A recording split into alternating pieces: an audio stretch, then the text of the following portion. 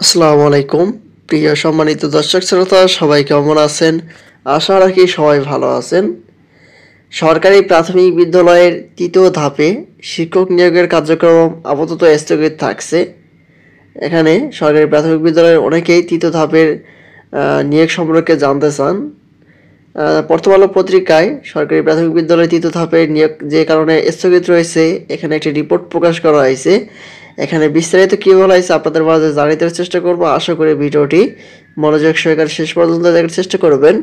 আর আমাদের চ্যানেলটিতে নতুন হয়ে থাকলে অবশ্যই চ্যানেলটি সাবস্ক্রাইব করে রাখবেন। এখন দেখি বিস্তারিত কী বলা হয়েছে।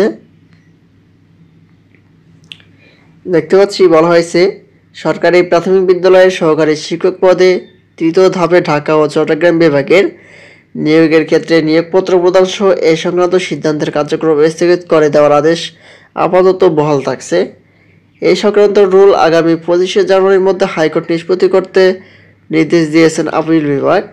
হাইকোর্টের ওই আদেশ স্থগিত চেয়ে প্রাথমিক শিক্ষা অধিদপ্তরের পক্ষে করা আবেদনের লিভ টু আপিল শুনানি আজ সোমবারে আদেশ দেওয়া হয়। এখানে বলা হয়েছে এই সংক্রান্ত রুল আগামী 25শে জানুয়ারির মধ্যে হাইকোর্টে নিষ্পত্তি করতে নির্দেশ দিয়েছেন আপিল বিভাগ। এখানে 25শে জানুয়ারির মধ্যে এখানে একটা প্রজ্ঞাপন জারি হবে, এটি নিয়োগ হবে কিনা। আর এটির আপডেট নোটিশ পাওয়া মাত্রই আমাদের চ্যানেলটিতে সবার আগে ভিডিও পেয়ে যাবেন। তারপরে বলা হয়েছে আপিল বিভাগের জ্যেষ্ঠ বিচারপতি মোহাম্মদ আশরাফুল ইসলাম নেতৃত্বাধীন 3 সদস্যের আপিল বিভাগে আদেশ দেন। এক রিটের প্রাথমিক শুনানি নিয়ে 19শে নভেম্বর হাইকোর্ট রুলসহ আদেশ দেন। ফলাফল প্রকাশের বিজ্ঞপ্তি এবং নিয়োগের ক্ষেত্রে নিয়োগপত্র প্রদান সহ এ সংক্রান্ত সিদ্ধান্তের কার্যক্রম 6 মাসের জন্য স্থগিত করেন হাইকোর্ট। হাইকোর্টের আদেশে স্থগিত চেয়ে প্রাথমিক শিক্ষা বিভাগ লিভ টু আপিলের অনুমতি চেয়ে আবেদন করে, যা আজ আপিল বিভাগের শুনানির জন্য ওঠে। আদালতে লিভ টু আপিলকারীর পক্ষে জ্যেষ্ঠ আইনজীবী এম মাহবুব উদ্দিন খোকন ও মোহাম্মদ রুহুল কুদ্দুস শুনানি করেন। রিট আবেদনকারীদের পক্ষে জ্যেষ্ঠ আইনজীবী জয়নুল আবদিন শুনানি করেন। সঙ্গে ছিলেন আইনজীবী কামরুজ্জামান ভূঁইয়া। শুনানি নিয়ে আদালত লিভ টু আপিল নিষ্পত্তি করে আদেশ দেন। পরে আইনজীবী কামরুজ্জামান ভূঁইয়া প্রথমে আলোকে বলেন, প্রাথমিক শিক্ষা অধিদপ্তরের পর লিভ টু আপিল নিষ্পত্তি করে দিয়েছেন আপিল বিভাগ। আগামী 25শে জানুয়ারির মধ্যে এই সংক্রান্ত রুল হাইকোর্টে নিষ্পত্তি করতে আপিল বিভাগের নির্দেশ দিয়েছেন। এর ফলে নিয়োগ কার্যক্রম স্থগিত করে হাইকোর্টের দেওয়া আদেশ আপাতত বহাল থাকছে, অর্থাৎ এই সময় নিয়োগ কার্যক্রম পরিচালনা করা যাবে না। এর আগে 2023 সালে 14 জুন ওই নিয়োগ বিজ্ঞপ্তি প্রকাশ করা হয়। এরপর 6531 জন প্রার্থীকে নির্বাচন করে 31শে অক্টোবর নিয়োগ পরীক্ষার চূড়ান্ত ফলাফল প্রকাশ করা হয়।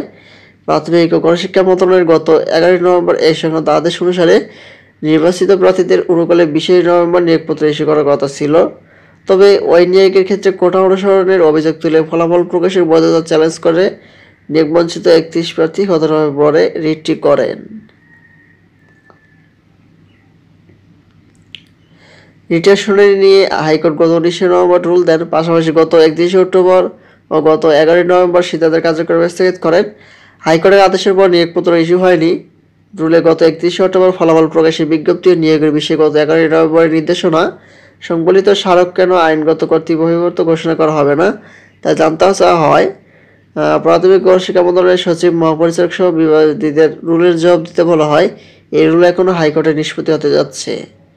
এখানে 25শে জানুয়ারির মধ্যে এটি হাইকোর্টের আদেশ দিয়েছে নিষ্পত্তি করতে। আর এটি যখনই নতুন কোনো নোটিশ প্রকাশিত হবে সবার আগে আমাদের চ্যানেলটিতে পেয়ে যাবেন। আজকের মতো সবাই ভালো থাকবেন, সুস্থ থাকবেন। ধন্যবাদ সবাইকে। আসসালামু আলাইকুম।